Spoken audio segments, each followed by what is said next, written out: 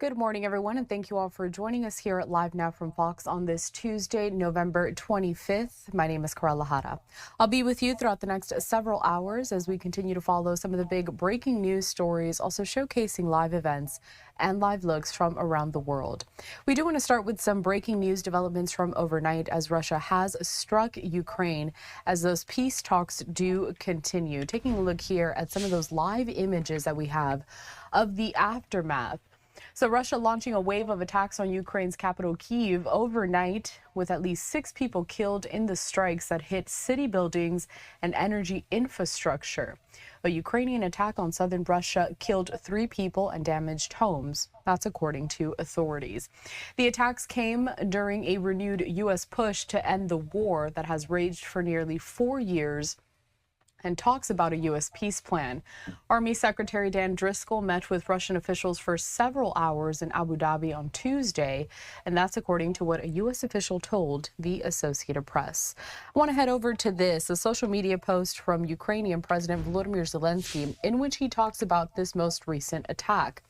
He says this, quote, "Right now in Kyiv, our first responders are working at the sites of Russian strikes. The main Russian attack overnight targeted the capital and the region, causing extensive damage to residential buildings and civilian infrastructure across the city. As of now, 13 people are reported injured and sadly 6 killed. My condolences to all their families and loved ones." He goes on to say there's also destruction in the Odessa region. The ports, food supplies, and infrastructure were hit with no military purpose. And then he lists off a couple more regions that were also targeted and damaged in these attacks.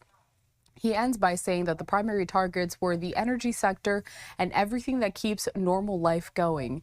In total, the Russians launched 22 missiles of various types, including air ballistic ones and more than 460 drones, most of them Russian-Iranian Shaheeds. Back out live to the images that we have of that aftermath. The Associated Press also saying this, that the U.S. official who spoke on condition of anonymity to discuss these sensitive negotiations when it comes to that peace plan between Russia and Ukraine declined to give details on how long the negotiations would last or what topics were being discussed, but noted that the Ukrainians were aware of the meeting and all sides have indicated they wanted to reach a deal to halt the fighting as quickly as possible. Ukraine's President Volodymyr Zelensky saying late Monday that, quote, "the list of necessary steps to end the war can become doable" after progress was made in Sunday's talks between U.S. and Ukrainian delegates in Geneva. He said he planned to discuss these sensitive outstanding issues with President Trump. I also want to point to this. Another social media post from the Ukrainian president. He says, "This morning I spoke with Prime Minister of the United Kingdom, Keir Starmer. It was a good and very productive conversation. I thanked the Prime Minister for the condolences he expressed to the Ukrainian people.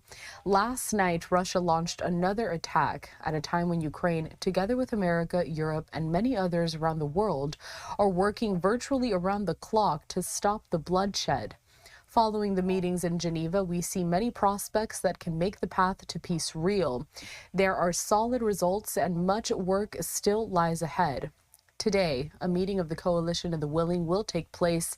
We have coordinated our positions and the priority issues for discussion, as well as some of our next steps and contacts."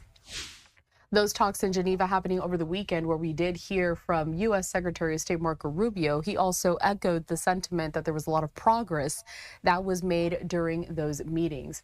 Now, Russian officials have been reserved in their comments on the peace plan. European leaders have cautioned that the road to peace will be long. And so we are following this very closely. Again, the live image that you have here is over in Kyiv. This comes after Russia launched a wave of attacks on Ukraine's capital overnight. At least 6 people were killed in the strikes that hit city buildings and energy infrastructure.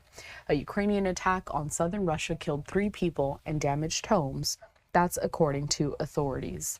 Any new developments that we get from this situation, we'll bring them to you here at Live Now from Fox.